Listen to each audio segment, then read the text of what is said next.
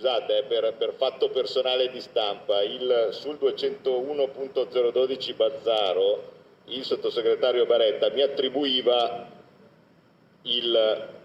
la dichiarazione di inammissibilità. Dato che lo stiamo votando adesso, è evidente che non è inammissibile e quindi viene votato come gli altri emendamenti. Non sono io che l'ho dichiarato inammissibile. Il presidente della Commissione Bilancio alla Camera, Claudio Borghi, ha smentito il sottosegretario Baretta in merito alla bocciatura dell'emendamento del deputato veneziano leghista Bazzaro sul finanziamento della legge speciale, provocando anche la reazione immediata del commissario provinciale leghista Andrea Tomaello.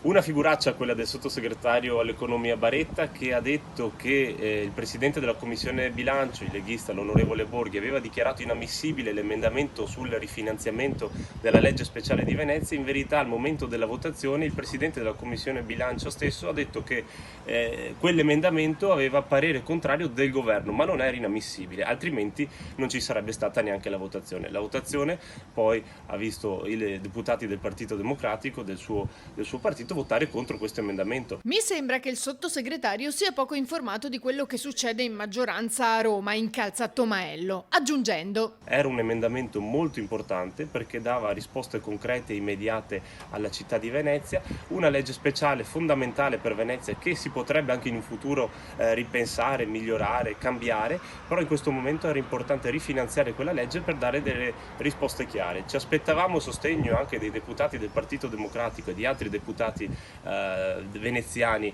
all'interno della commissione e in verità tutti hanno votato contro. Ecco, ci dispiace.